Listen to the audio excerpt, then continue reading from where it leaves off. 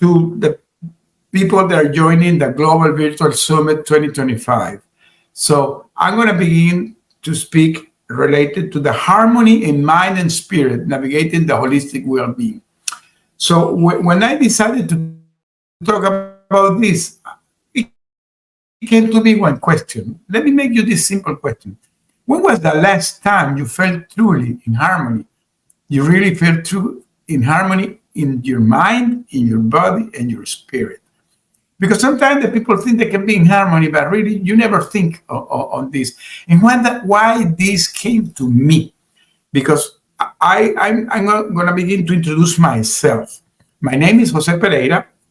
I was a former oil and gas executive that did more than 3 decades career, and I was almost getting retired. I thought that my life was kind of in harmony, but in 2017, when this happened, I was almost getting retired. As I said, I received a call. I traveled to Caracas, Venezuela. I live here in Houston to a business trip that it became to be an ambush.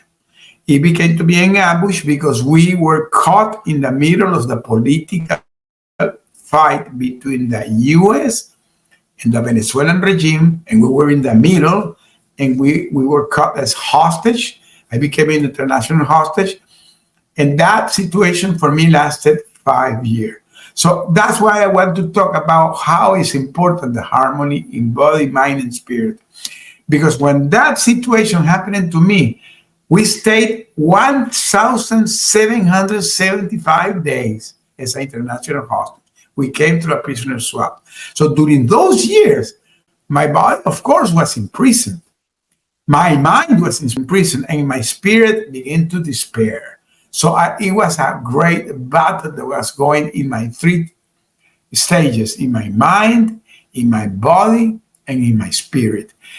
My body began to have a lot of illness because I was in a very confined place. It was in a horrible place. And I began to have things like, I began to have scabies in my skin. I began to have pneumonia because I was breathing bad air. I began to have bronchitis because the situation was very humid. My lungs began to have water. I fainted. I suffered a heart attack. I had 2 times COVID, and even I went to a coma. So I really was in a very bad situation in my body. And at the same time, my mind was all over the place. I was having suicidal thoughts. And my spirit, I have he was doing this to me.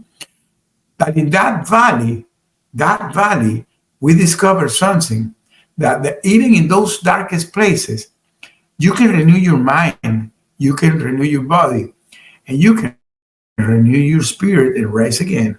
And many people always ask me how you did it, how you made it.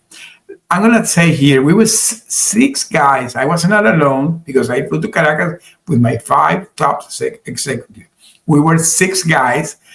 How we became the Citgo 6 because the company that I worked was Citgo Petroleum, CITGO, Citgo 6. You can Google it and you will find our story. We became the Citgo 6, and we the first year were separated. All of us were separated. But after 1 year, we were put together. When that happened, it began to have several things in our process. Now we are together. We can cheer each other. We can support each other. And we decided to create a survival plan. One of my colleagues, he was a marathon runner. So he created a program to survive doing exercise. So we begin to do daily exercise, and we stayed hours doing exercise. We begin to do push-up. We begin to do static running. We begin to do meditation. We begin to do stretching. We begin to do some technique that he used when he was training in his marathons. So we begin to shape our body. That first year, we were really in a very bad situation. We even was starving because there was no food.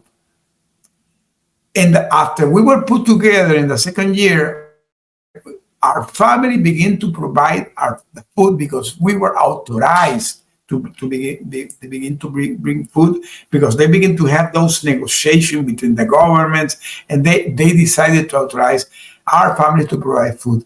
When they begin to provide food after 1 year of starving and losing almost 100 pounds, we begin to have better alimentation. So during those days, we begin to receive healthy food. The person that was cooking to me was trying to be preparing healthy food. So even we were in that dark place, we begin to receive healthy food.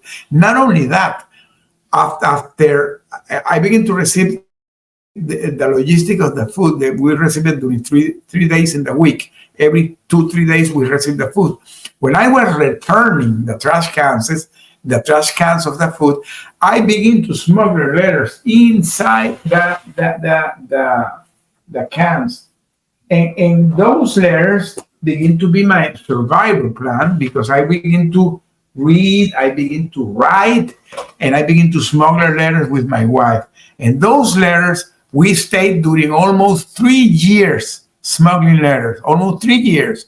And those letters became to be what today is my book. My book is called From Hero to Villain, a space on those letters. So that way we begin to not only cultivate our body, now we're having the opportunity to read and to write. So we begin to cultivate our mind. And now we are having conversations about the family, and we really begin to cultivate our mind. We change our mindset. So now we're having a better shape in our body, and now we're having a better shape in our mindset. And the third pillar was our spirit. So what we decided to do? We decided to begin to pray, and we decided to begin to read the Bible, and we begin to do like Bible studies, and that began to cultivate our spirit. So now, even in the deepest, darkest place, we could renew our mind. We could fortify our body, and we could rise our spirit. So through the prayers, it became the resilience. And through those letters, those 1,000 letters that I wrote to my wife, I learned the harmony doesn't have to be depending on the circumstance. And it came with our alignment also in a spirituality with God. We found our purpose. We begin to have faith, and that faith begin to infuse our mind and begin to anchor our spirit. The faith is the base of everything. So to have harmony in body, in mind, and in spirit, you need to have faith. So what is the challenge in talking here to the women? Because this is a conference that I see a lot of women. One of the challenge that women face today is that they had to be women, they had to be leaders, and they had to be caregivers. They had to take care of their family. They have a lot of things to do. So you ladies, really, you carry so much. You need to work. You had to nurture your home. You had to care of the community, and you still have to grow spirituality. It's difficult in this time. So the world sometimes tells that you have to balance it at all. But the truth is that balance without harmony will leave you exhausted. So we live in a culture where there's a constant comparison. The people are comparing themselves. And also, there is a culture where we are praising the people to be multitasking. But multitasking sometimes can drive you to be burnout. I'm a multitasker. I try to avoid to be burnout.